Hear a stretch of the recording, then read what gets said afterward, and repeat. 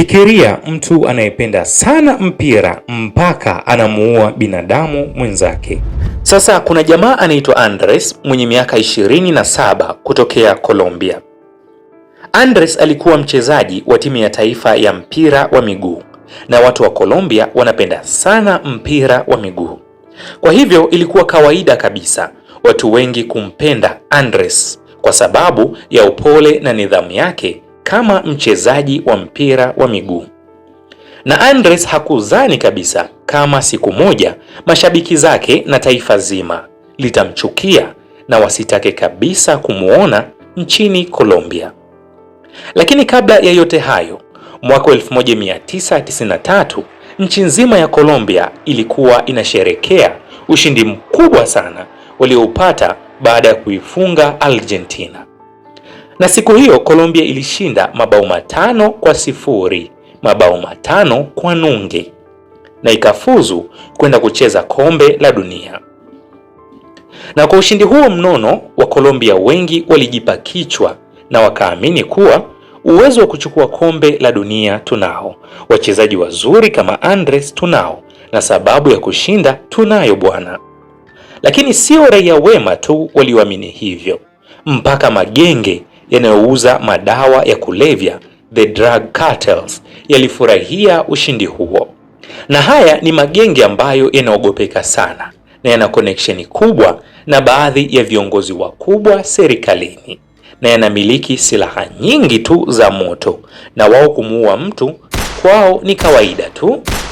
Na hawa mabaharia kwa kuanza tu kushabikia Colombia ndio ikawa chanzo cha matatizo yote kwa Andres. Magenge haya yalikuwa yakipata mamilioni ya pesa kupitia kubeti kwenye michezo, na yalikuwa yameweka pesa nyingi sana kwenye ushindi wa Colombia. Sasa mwaka 1994 Andres na timu yake walisafiri kwenda Marekani kucheza mchezo wao wa kwanza wa kombe la dunia, Colombia dhidi ya Romania. Na wakati huo yale magenge ya madawa ya kulevya yakabeti mamilioni ya pesa yakiamini kuwa Colombia itashinda kwa ushindi mnono zaidi ya ule wa Argentina. Lakini Colombia ilifungwa mabao 3-1. Watu wa Colombia waliumizwa na matokeo hayo kwa sababu walikuwa wamebakiza mechi moja tu ambayo kama nayo watapoteza basi wataaga michuano hiyo ya kombe la dunia. Na kwa bahati mbaya zaidi, magenge ya madawa yakapoteza mamilioni ya pesa yaliyokuwa yameibitia Colombia. Mikeka ya wahuni ikachanika. Hawa drug cartels walikasirika sana, lakini wakasema anyway, ngoja tuone mechi hiyo iliyobaki itakuwa hii ni bahati mbaya, kwa sababu sisi Colombia ndio wanaume wa dunia hii. Sasa timu ya Andres ilikuwa na nafasi moja tu iliyobaki, na kama wakishindwa mchezo unaofuata wangetolewa kabisa kwenye kombe la dunia. Na kabla ya mechi walijua kuwa maisha yao yapo hatarini, kwamba wao ndo wachague kushinda mechi au kufa. Wazungu wanaita do or die. Kwa sababu wachezaji walipenyezewa za chini chini kuwa mnafuatiliwa na magenge ya madawa ya kulevya na wamewabetia pesa nyingi sana. Kwa hivyo wachezaji waliogopa sana. Lakini Andres, licha ya upole wake, alionekana mtulivu sana siku hiyo na hakuwa na wasiwasi hata kidogo.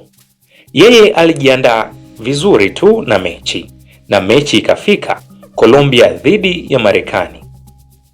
Zaidi ya watu 90,000 walikuwepo uwanjani siku hiyo.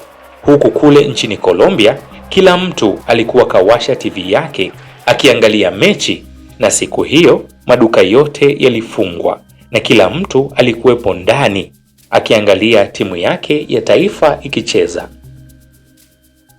Lakini kama kawaida yao, yale magenge ya dawa za kulevya yalikuwa yakitazama pia. Ilipofika dakika ya 20, mchezaji wa Marekani alipiga mpira kutoa pasi kwa mshambuliaji wa timu hiyo aliyekuwa karibu na goli la Colombia. Na kwa haraka sana Andres alikimbia kujaribu kuokoa kwa kutoa mpira nje, lakini ule mpira ukagonga mguu wake na kwa bahati mbaya akajifunga. Go! Marekani 1, Colombia 0. Andres kwa bahati mbaya akajifunga badala ya kuokoa, na siku hiyo Colombia ilipoteza mbele ya Marekani na mechi ikamalizika Marekani akiongoza 2-1. Wakolombia wote wakubwa kwa wadogo waliumia sana na wakaanza kumlaumu Andres, na wengine walienda mbali zaidi hadi wakamtukana, tena matusi ya nguoni.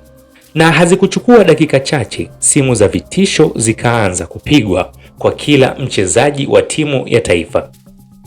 Na kwa kuogopa sana, timu ikaamua kubaki Marekani mpaka hali ya kule nyumbani Colombia itulie. Lakini Andres hakutaka kujificha. Yeye akarudi zake Colombia akiamini kuwa haya mambo yanazungumzika tu.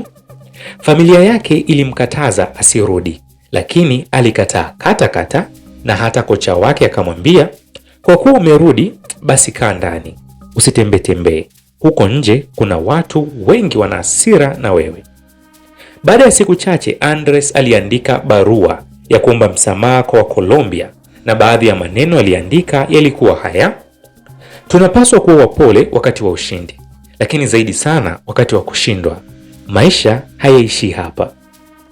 Andres hakujua jinsi gani maneno hayo yangemponza, na baada ya wiki 2 alitoka usiku na marafiki zake kwenda klabu, na pembeni ya meza yake kulikuwa na miamba 2, jamaa ambao walikuwa kwa kuwaona tu utasema hawa ni wauzaji wa madawa ya kulevya.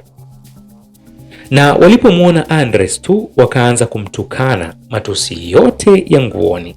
Sasa Andres kwa kuwa hapendi ugomvi, yeye aliamua kuondoka zake haraka, aende parking, akachukue gari lake na akimbie, aondoke mapema kabisa, maana hali ya hewa ilikuwa tayari imechafuka. Lakini wale jamaa wakiwa na bodyguard wao walimfuata mpaka parking, na walipomkaribia Andres alianza kujitetea na kujieleza huku akitetemeka na akitia huruma kama mtoto mdogo. Jamani, ilikuwa ni bahati mbaya kujifunga. Mimi nilitaka kuokoa, ila na inawezekana kutokea kwa mchezaji yoyote.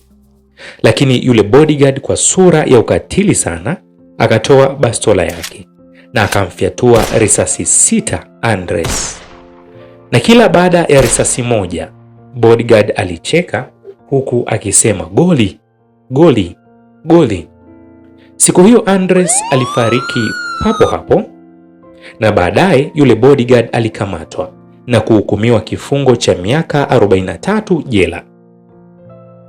Na wale jamaa zake wawili aliokuwa nao usiku ule wa tukio, wao walitoa pesa nyingi sana kwenye ofisi ya mashtaka, kwa hivyo hawakuhukumiwa kabisa. Na hawakuishia hapo, walimpambania yule bodyguard na wakatumia connection yao waliokuwa nayo na viongozi wakubwa serikalini, mpaka yule bodyguard akatumikia miaka 11 badala ya miaka 43. Kwa hivyo Andres Escobar, mchezaji mpole sana ambaye mwanzo alipendwa mno, lakini baadaye akaishiwa kuchukiwa na alifariki kwa sababu tu ya kujifunga kwa bahati mbaya.